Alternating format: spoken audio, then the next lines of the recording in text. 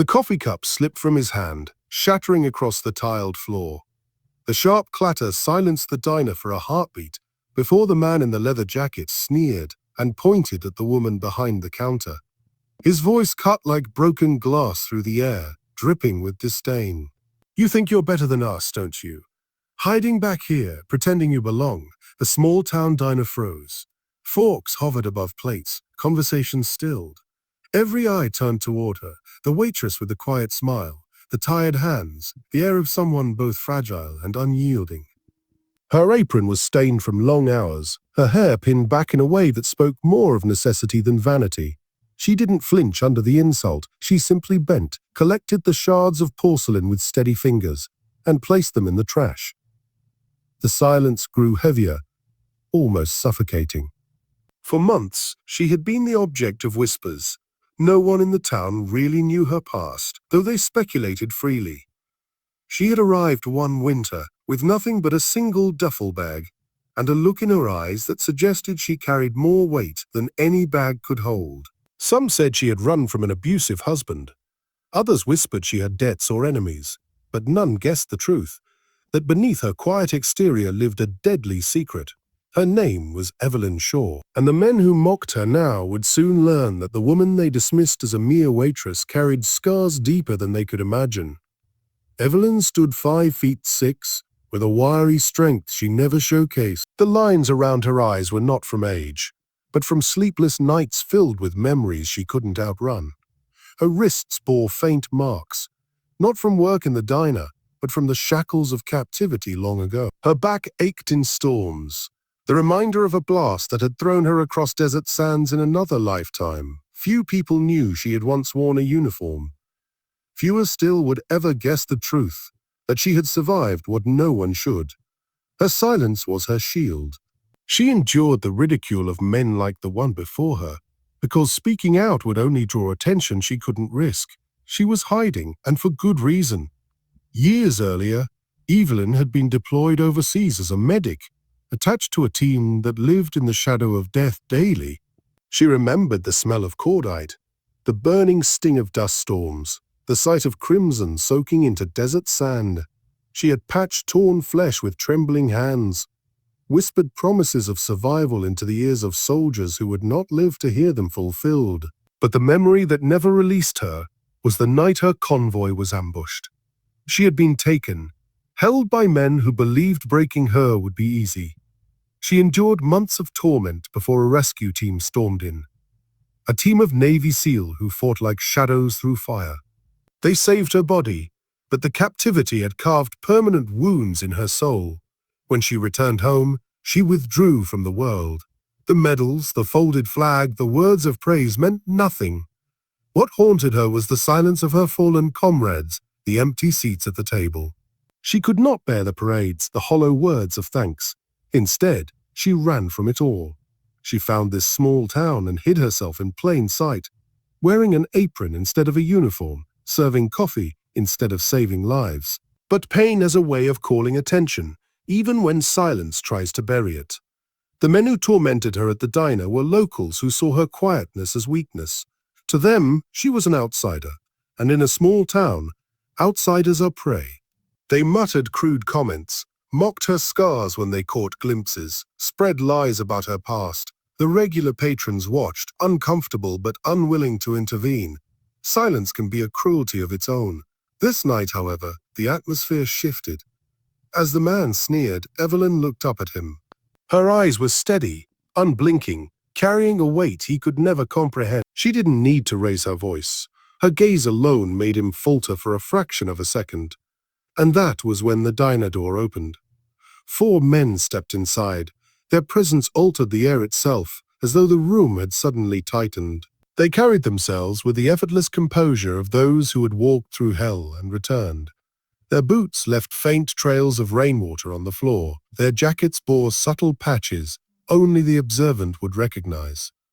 The patrons felt it before they understood it. These were not ordinary travelers, Navy SEAL.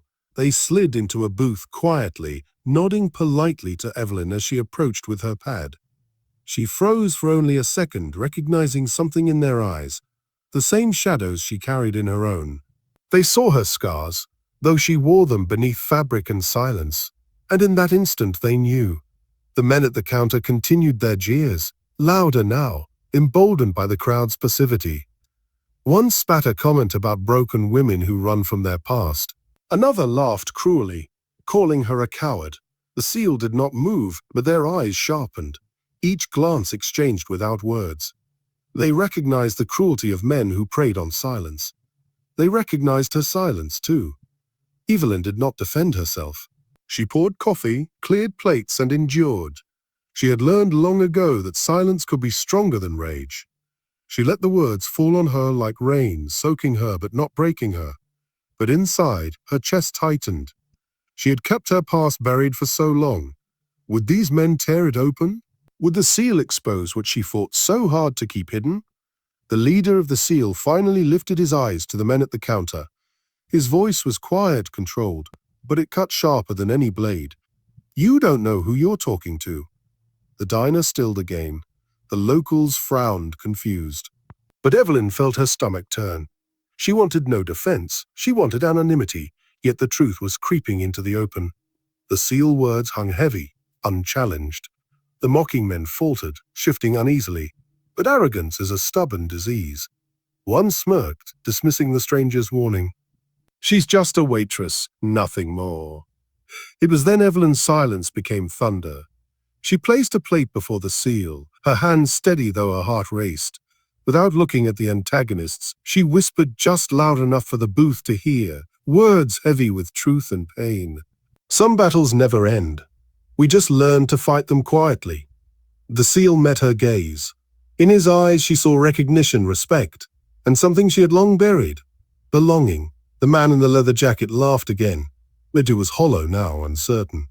"See, she won't even defend herself. Weak." The seal rose. He did not shout. He simply stood with the weight of a man who had carried brothers' bodies from battlefields. His presence silenced the room. "Weak," he said softly. "I've seen warriors who never needed to raise their voices. Strength doesn't always roar.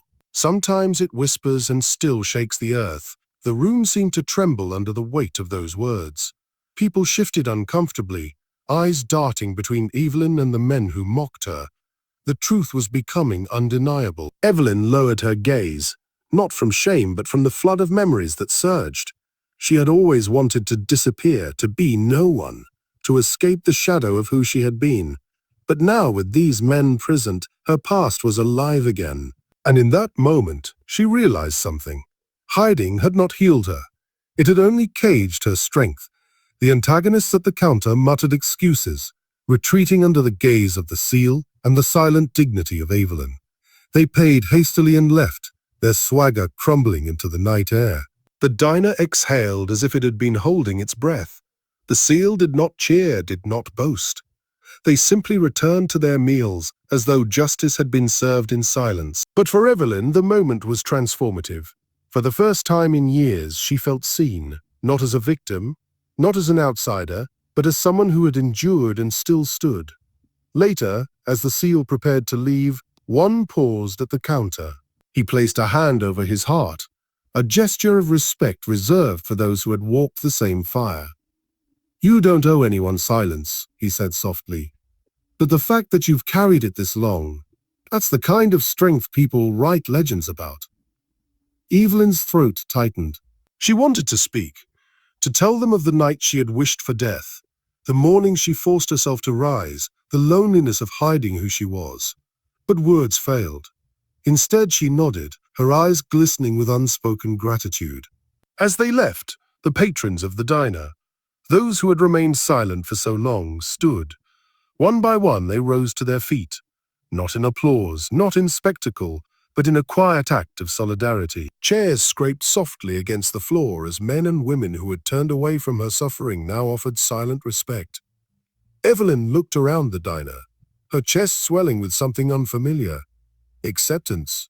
The silence that had once been her shield was now her crown. For the first time, she understood. Her story was not one of weakness, but of survival. Her scars were not marks of shame, but of battles endured. And though she had hidden, though she had tried to erase herself, the truth remained. She was more than a waitress. She was a warrior who chose silence, not because she was broken, but because she was unshakable. Some stories end in noise. Hers ended in silence. But it was the kind of silence that roared louder than any insult ever could, and those who witnessed it would never forget. If you are hearing this story now, carry its lesson with you. Remember that strength does not always announce itself.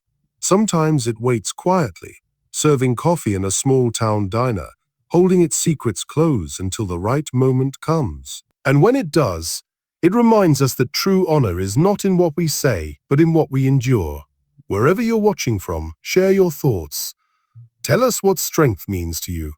And if you believe silent heroes deserve to be remembered, stay with us. Because stories like Evelyn's are everywhere.